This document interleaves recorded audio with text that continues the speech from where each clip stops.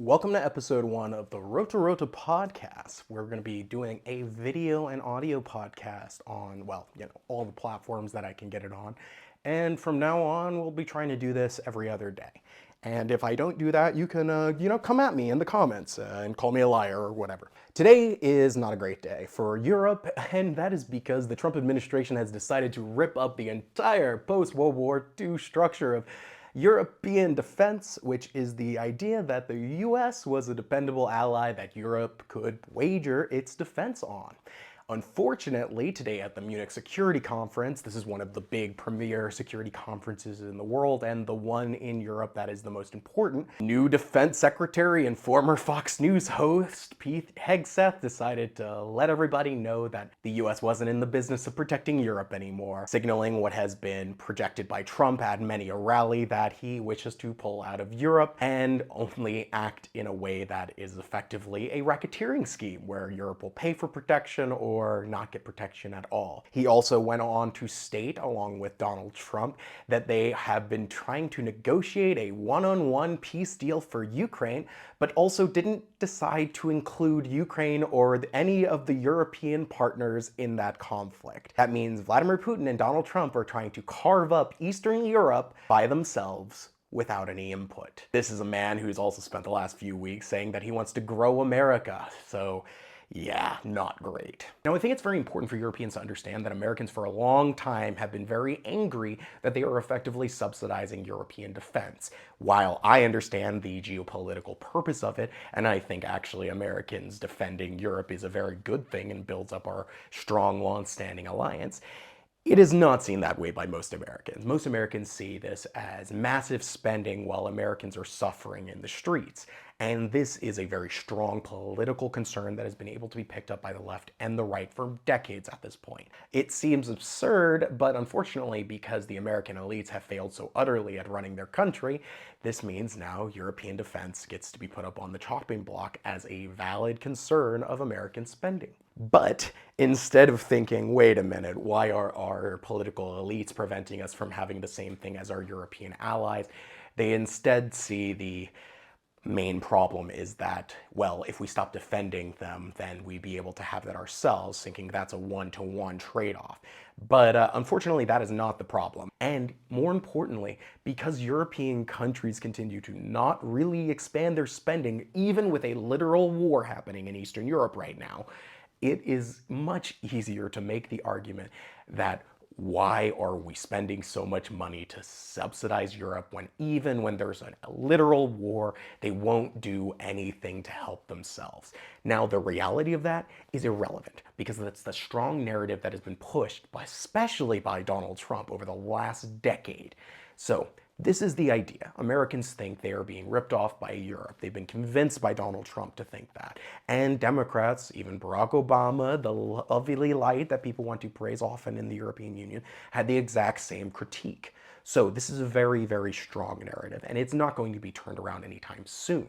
More important than any of that, more important than like the ideal world where like the US wasn't a collapsing republic right now undergoing a right-wing coup, we have to take the reality that Europe should have never have subsidized its basic defense concerns to a foreign power, one that very more often than not will take its own position over the position of its allies.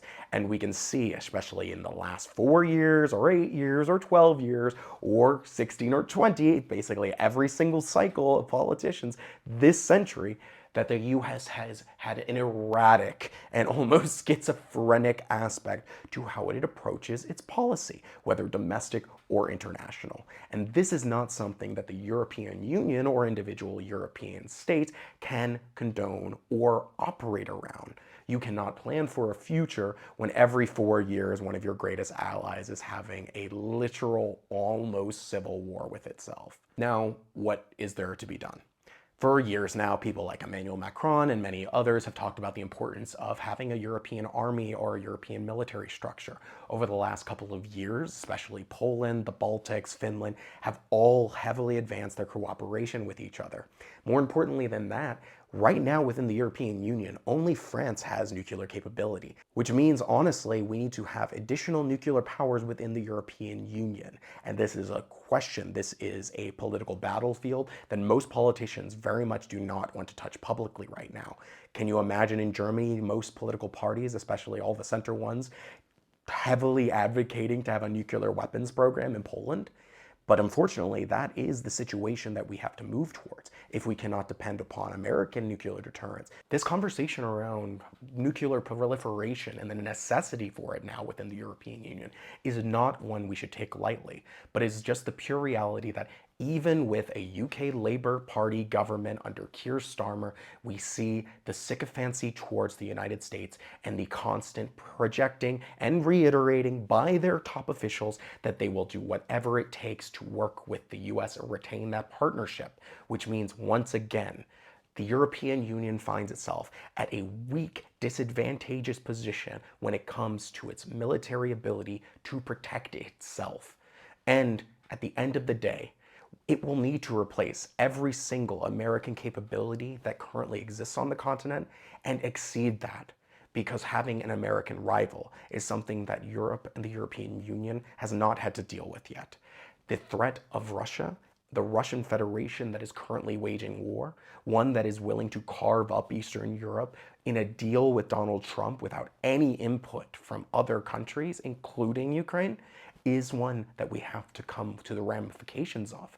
This will not go away just because we want it to. There is no return to normal. History only moves in one direction, and how we choose to have that path laid out for us is one that we need to make happen, or it will be made for us by other powers. This is the unfortunate situation. Today, February 13th, unfortunately, was the death of the old form of defense in Europe. And what is born next is within our hands. But before the end of the year, there needs to be a replacement in place. There needs to be massive increases in spending defensively, massive increases in the recruitment of soldiers and officials and people in specialties that have been currently using American forces to do for us, whether this is our cybersecurity or our own basic things like making sure our own tanks can run. These are things that we have not done in many, many decades, but that has to change and change fast because a war is on the horizon, whether it is tomorrow or in 5 years or 10. We cannot depend upon the world that we all grew up in, that we were lulled into a false sense of security by the long post-war peace.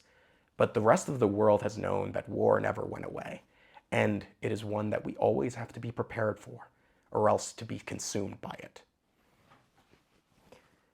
Now, this is all very bad and scary and not great. It's not something I enjoy talking about.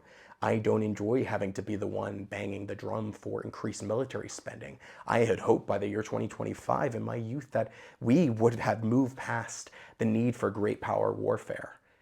But unfortunately, I was wrong, and many people were wrong. There was no end of history. There was no great everlasting peace. There was just preludes and interludes, intermissions towards the next conflict. And whether Europe wins that one, whether democracy wins that one and comes out the other side in a much better state than it is now, one that does not have a tendency to fall back into fascism every few decades and collapse upon itself, one that is not dependent upon a vicious form of global capitalism, those are questions we will need to answer. It is things that need to be immediately addressed, or else this small gasp, this small moment of peace and democracy will just be a blink in the eye of human history. A human history that is thousands of years long, most unrecorded. I bet many people thought that things could never change or go away in their status, in their time, in their way of being. But that complacency is what got us here. And it is only through action, organizing, and belief that we can rebuild democracy and that we can defeat fascism and that there will be another side, no matter what, is what will get us out of this. So I hope you enjoyed my nice ranty first episode of the roterotecast, and I'll see you for the next episode. Please like, share, rate, do all the things, and watch some of my videos on the various channels. Thank you very much. Have a great day, and goodbye.